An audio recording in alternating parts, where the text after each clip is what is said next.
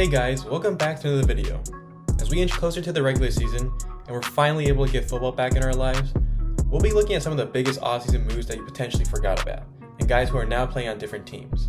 With that being said, let's start off with good old Jimmy Garoppolo.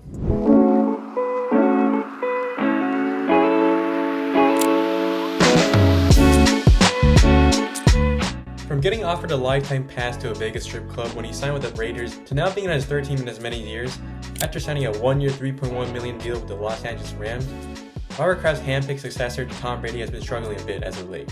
He got benched by the Raiders in favor of rookie Aiden O'Connell midway through last season after Devontae Adams had a damn near mental breakdown on the Netflix show Receiver.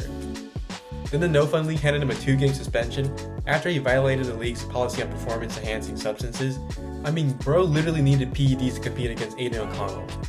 This dude just can't catch a break, because reports now coming out of Rams camp is that he seems to be struggling a lot and might not even make the team, as he had multiple picks against the Chargers defense during their joint practice. Hopefully some of the other free agents the Rams brought in, such as Tre'Davious White and his goalie academy from the Bills, and Pro Rocket League player Boston Scott from the Eagles can help out the Rams this season. And with that, let's move on to our next player in Aaron Jones.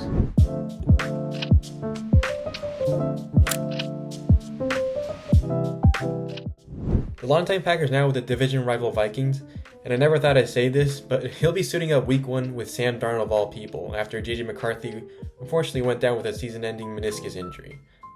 Now the Vikings had a really tough offseason after the passing of 4th-round cornerback Kyrie Jackson to a car accident and losing starting cornerback Mekhi Blackmon to an ACL tear during their first practice. And now Jordan Addison suffered an ankle injury as well. If anyone can pull them out of the depths of hell, it's Aaron Jones, as he's been dicing up the Vikings for 7 straight seasons after being drafted in the 5th round out of UTEP. So it's a nice change of pace to be on the other side now, after the Packers replaced him with Josh Jacobs. Then we got Calvin Ridley, who's now moved over to the Tennessee Titans.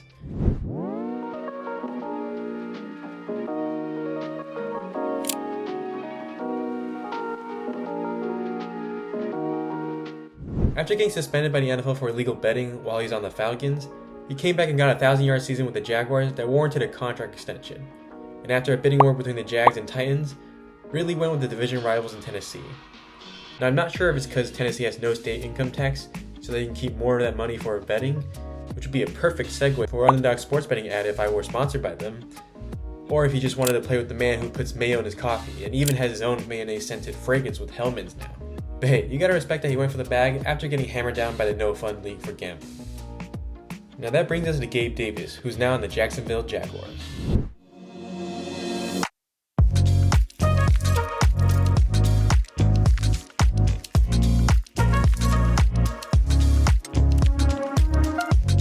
Mr. Boomer Bust himself, the single most reliable fantasy receiver of all time, will either give you 20 points a game to carry your squad, or will drop a zero bomb that'll absolutely nuke your team for the week.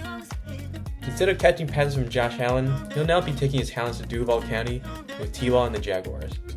Hopefully he won't be as inconsistent as he was on the Bills, but I'm really not hoping for much. He does have similar skill sets to first-rounder Brian Thomas Jr. out of LSU this year, so it's going to be interesting to see how he's going to get used and how he'll fare in this new offense. Moving on to our final player, we once again go back to Tennessee, as they've done a complete overhaul on the roster with former Bengals offensive coordinator Brian Callahan as their new head coach. Seeing as he's an offensive guy, of course he went out and got Mason Rudolph from the Steelers.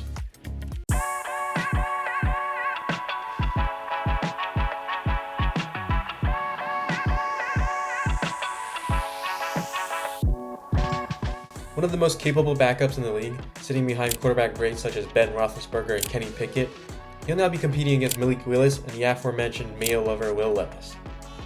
This will be the first time he's out of the AFC North, but that could be a good thing, seeing as Myles Garrett won't be bashing him in the head with helmets anymore. But yeah, I'm sure he's going to give Will Levis a run for his money for the starting job. And yeah, who knows? Maybe we'll get to see him in the regular season again. I do have a couple of honorable mentions, starting out with Chase Young, who's now in the New Orleans Saints. The former Defensive Rookie of the Year has dealt with injuries as of late, and was part of the reason why he was traded to the Niners last season. Now with the Saints, he's hoping to return to form and become the premier pass rusher Washington was hoping for when they selected him with the 2nd overall pick back in 2020. Then you got Marcus Mariota, who's now with the Washington Commies. Who knows, maybe he'll follow that Carson Wentz arc and go to the Rams and Chiefs after this. And lastly, you got Desmond Ridder. He was traded by the Falcons to the Cardinals and will probably be a lock to start when Call of Duty Double XP week comes around. Well, that's it for today. Hopefully all these guys work out for their new teams and have an awesome season. And yeah, honestly, I'm just excited for the season to start, because having no football for the past 6 months has been absolutely brutal. Anyways, hope you guys enjoyed the video, and if you did, don't forget to like and subscribe to the channel down below, as it really helps out a lot. Thanks for watching. Oh yeah, YouTube recommended you to watch these other videos, and who knows, maybe you'll like them even more.